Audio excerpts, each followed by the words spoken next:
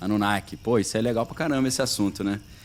Sei lá, parece meio pira pra mim. Não, é pira. É uma piração legal. É assim, mesmo? Não vou querer dizer que é verdade e tal, mas não precisa ser verdade. Ele falou de Anunnaki e Nephilim. Nephilim, é. Nephilim é quando um anjo tem um filho com um ser humano, pelo menos na cultura pop é isso. Sim, mas é isso mesmo. Então, assim, na Bíblia, no Gênesis 6, diz que quando os filhos de Deus viram que as filhas dos homens eram formosas, coabitaram com elas, nasceram os gigantes, os varões de grande renome da antiguidade. Então, a Bíblia fala sobre gigantes, abertamente. Nephilim é traduzido como gigante, mas em hebraico vem de nafal, que é cair, parecido com o inglês, né, to fall. Então, significa, Nephilim significa os caídos, que são uma classe de anjos que caíram, né? Pelo menos segundo o livro de Enoque, explica um pouco melhor. Não é um livro canônico, mas dá para entender. Então, os Onde que os caras acharam o livro de Enoque? É um dos do Mar Morto? Não, o livro de Enoque é um livro apócrifo, foi escrito naquela época do intervalo do Antigo para o Novo Testamento, que é mais da cultura grega, né? Tá. Não é um livro que era tão escondido assim, não. Era meio popular. Quem era Enoque? Enoque foi um cara da Bíblia, né? Que a Bíblia diz que ele andou com Deus e Deus o tomou para si. Então ele acredita-se que ele foi arrebatado, né? Foi levado aos céus. Não morreu. Na terminologia. Ele e Jesus, então, né? Que foram pro céu sem morrer. Jesus, quer dizer, Jesus, na prática, ele morreu e ressuscitou. Ele morre e ressuscita, depois fica 40 dias, depois vai embora. Outro que subiu, esse subiu, a Bíblia fala explicitamente, é o Elias, né? Elias, a carruagem passou, bem redemoinho e levou ele. Elias é o que fez o sol parar? Não, esse é Josué. Josué que falou. O Elias fez outros milagres. Assim, né? Outros milagres. Elias fazia cair fogo do céu em cima dos caras. Tipo o Senhor dos Anéis, o nível do... Pra quem gosta de Senhor dos Anéis, né? Caralho. Essa parte da história de primeiro livro de Reis é... Minha mãe escutava muito tem uma história engraçada do Elias. Uns louvores, cara. Mais antiga pra Escorinho. Cacete, cara. Que te contavam as histórias assim. Contava a história do Elias orou. Elias orou e fez o fogo cair. Fez o fogo cair. Essa parte do fogo aí que a galera canta é quando ele fez um desafio com os sacerdotes de Baal, né? Que aí eles fizeram um altar e eles falaram, vamos ver quem é Deus, se é Baal ou se é Jeová. Aí ele falou, vai, ora aí, se o Deus de vocês jogar fogo do céu e consumir o sacrifício, aí beleza, Baal é Deus. Só que aí ele derrubou o Wi-Fi dos caras lá e não conseguiram chamar, não vinha nada. Aí ficaram o dia inteiro lá. Dele rolou, que ele hackeou o sistema lá dos caras, né? Mas tu tava falando do livro de Enoque. Então, os Nephilim. Vamos falar dos Nephilim. Nephilim tem na Bíblia. É porque o livro de Enoque não está na Bíblia. A galera fala, isso é livro apócrifo, não é canônico. Mas isso está na Bíblia. E a Bíblia fala sobre vários gigantes. Não só os Nephilim, que foram antes do dilúvio, mas a Bíblia fala sobre um gigante chamado Anak, né? Que deu origem aos Anakim, que são... E aí, para quem gosta de cultura nerd, né? Anakin Skywalker, obviamente, tem a ver com isso aí. Então, ele teve 3 filhos, que eram 3 gigantes, Talmai, Cesai e Aimã. E os caras falam que a gente parecia gafanhoto perto deles, então devia ser uns caras grandes mesmo. Tem o Og, que era o rei de uma cidade chamada Bazan, que a Bíblia diz que a cama dele tinha 4 metros de comprimento. Às vezes o cara tinha 1 metro, né? Mas a cama tinha 4 metros, eu não sei, né? Mas... Ele só quer dormir bem confortável. Da cama King, né? Pô, King, Og, rei de Bazan, né? Mas a Bíblia diz que o cara era gigante. Tem o mais famoso de todos, que é o Golias, que lutou com Davi, só que esse não era tão gigantesco. A Bíblia fala a altura dele. Você transpondo de côvado para metro, ele tinha uns 2,40 metros.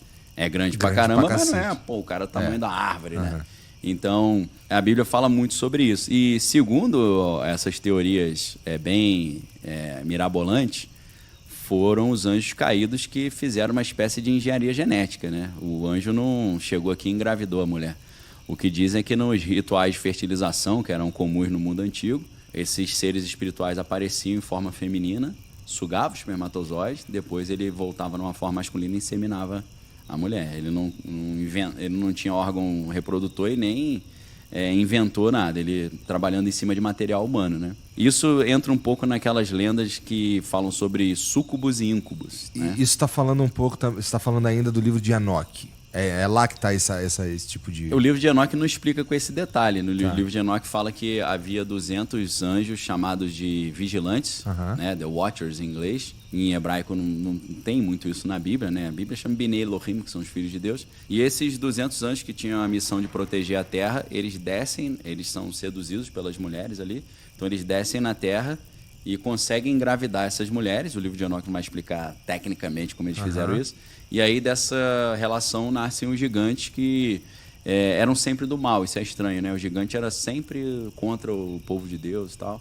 Então parece que era uma estratégia diabólica para tentar dominar a Terra, né? Como se os anjos querem falar, a Terra agora é nossa, vai destruir o povo de Deus. Usando essa estratégia de força descomunal, tamanho gigantesco, né?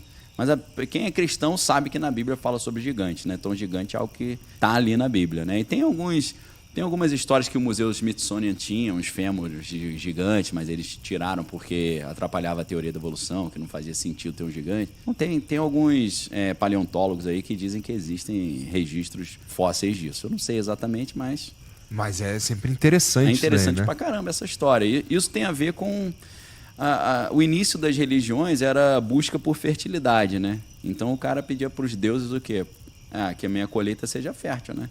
Então, o rito mais simples que eles faziam disso no mundo antigo, o cara pegava a esposa e tinha relação com ela ali no terreno e falava, Deus, Baal, abençoa aí a colheita e assim como eu e minha mulher somos férteis, que a gente tenha muitos filhos para cuidar da fazenda, que a terra também produz e tal. Mas aí no nível mais requintado, que na Grécia eles chamavam de rito de Eleusis, ou mistério de Eleusis, aí gera esse negócio um pouco mais elaborado de aparece uma entidade feminina, suga o espermatozoide do cara, e aí insemina, é uma parada meio de engenharia genética. Né?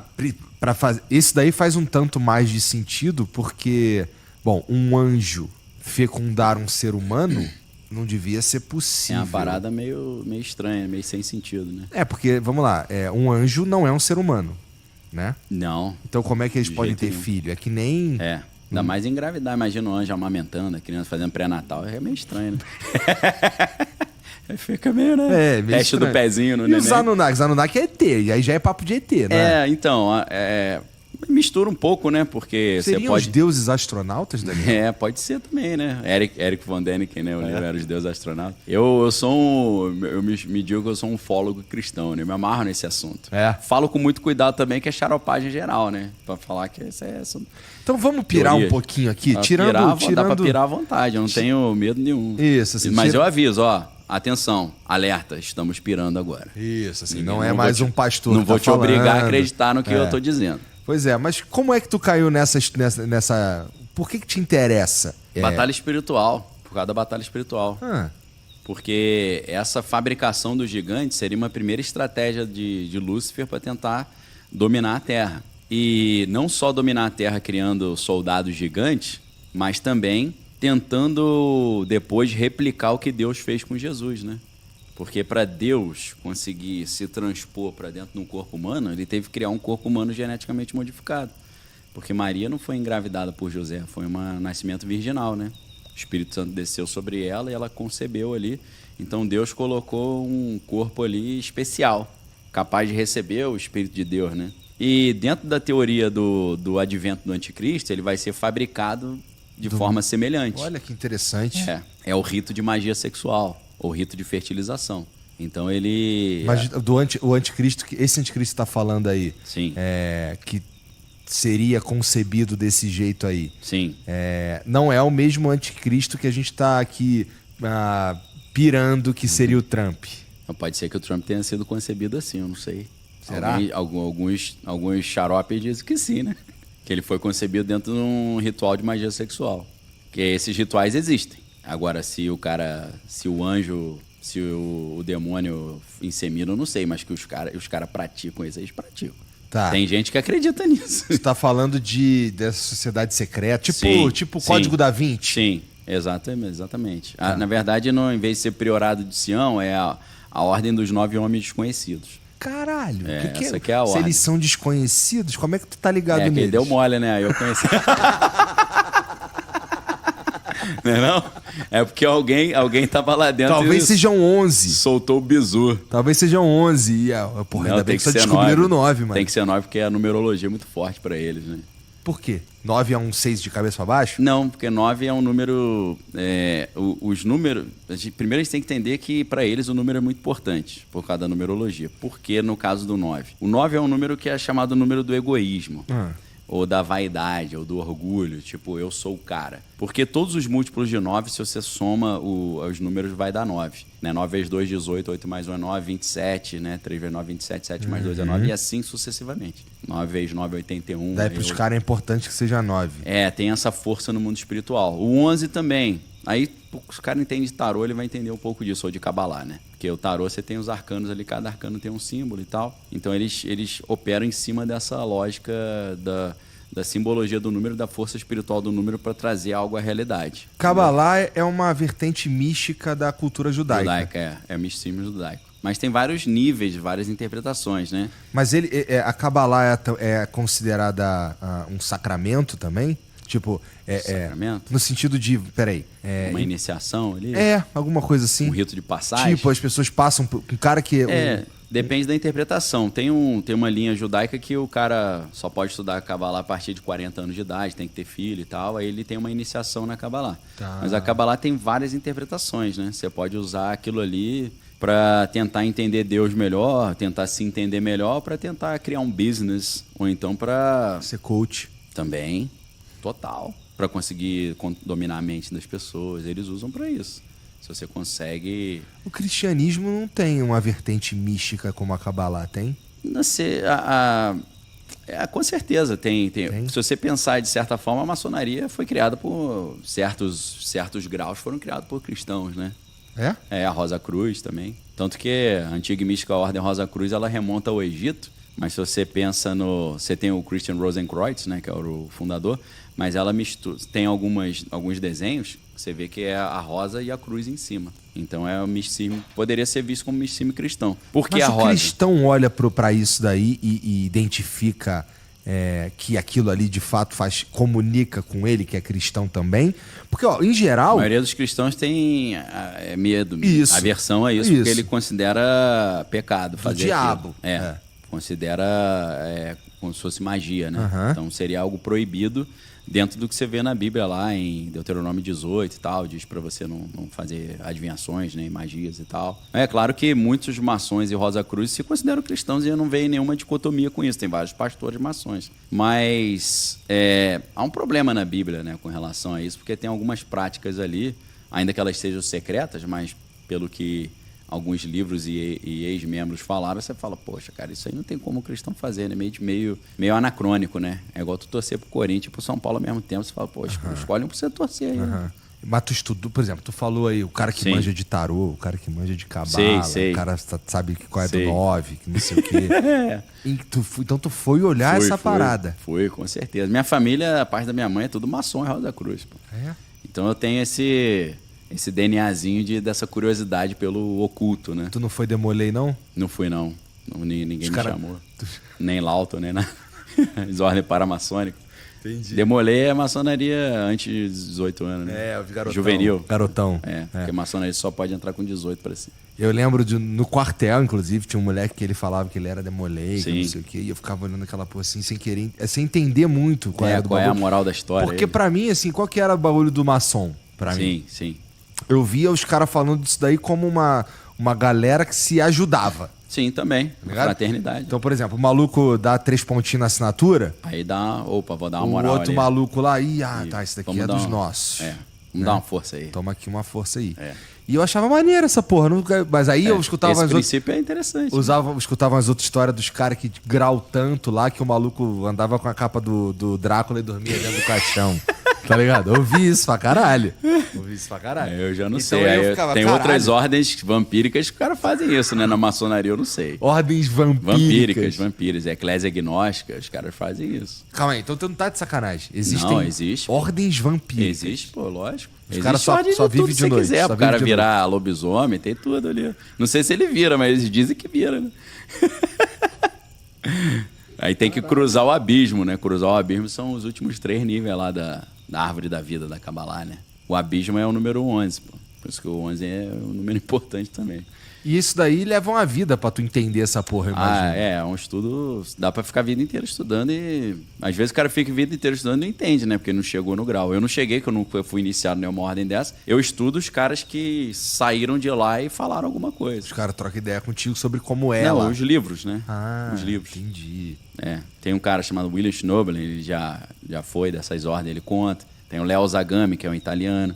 E por que te interessa isso? Por causa da batalha espiritual. Pra eu entender como é que o mundo espiritual se movimenta e eu transitar ali dentro e entender a estrutura de controle do mundo também, porque o mundo é governado por grupos secretos, né? Quando você percebe que, por exemplo, com o filme O Bom Pastor, que é dirigido pelo Robert De Niro, filme com a Angelina Jolie novinha, Matt Damon novinho, ele conta a história da criação da CIA. E a CIA foi criada dentro da Universidade de Yale, dentro da sociedade secreta lá, Skull and Bones, né? Então o negócio surge do misticismo. Então as organizações de inteligência, as agências de espionagem, muitas delas têm esse vínculo com o misticismo, com o ocultismo. Até a história do 007, né? Porque o 007 vem de um cara chamado John Dee. Esse cara era o espião da rainha Elizabeth I. E aí ele era um místico, né? Ele desenvolveu uma linha da magia chamada magia enoquiana, né? Que é bem rebuscada e tal. E ele espionava a Europa inteira para ela e assinava, em vez de assinar John Dee, ele assinava 007. E aí daí depois o Alexander Fleming, né? Ele era agente do MI6, né? Que era tipo a CIA da Inglaterra. E ele usa essa ideia, né? Para fazer o James Bond, né? O 007. E esses papos por exemplo, eu já conversei aqui com o Daniel Mastral. Sim.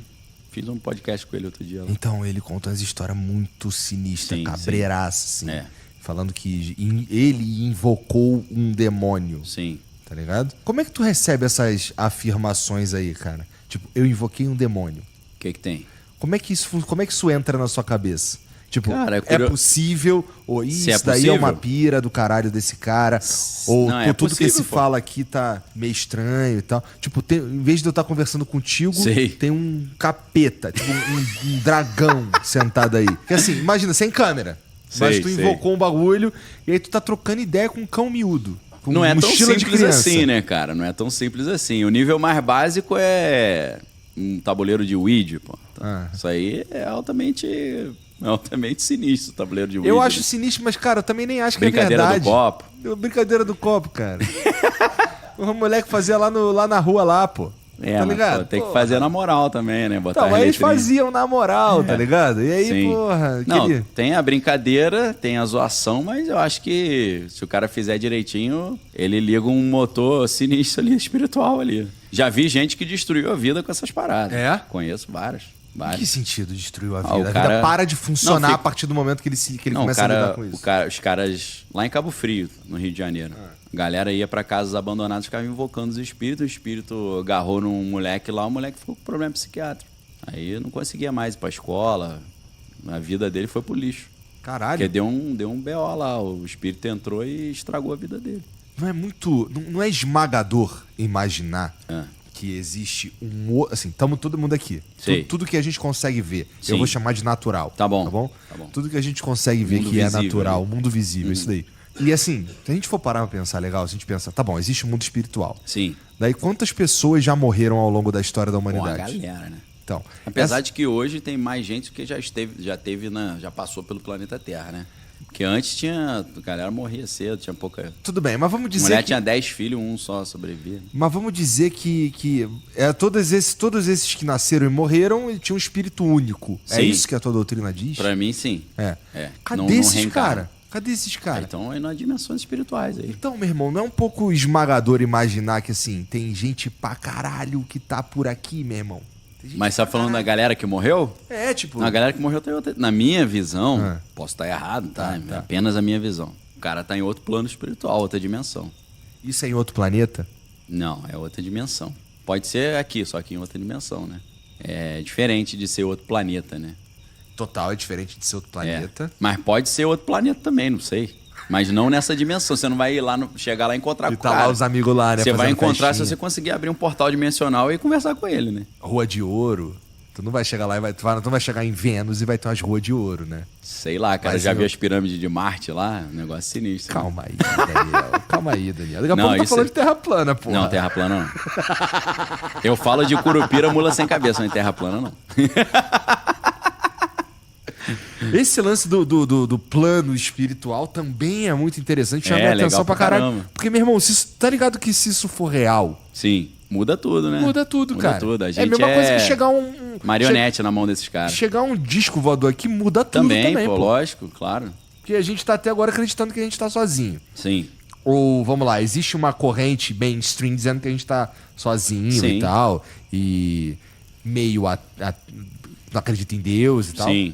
E qualquer uma dessas coisas que aconteça daí muda totalmente o jogo. E eu entendo por que é interessante pra você, porque se tu sabe o que tá rolando mesmo...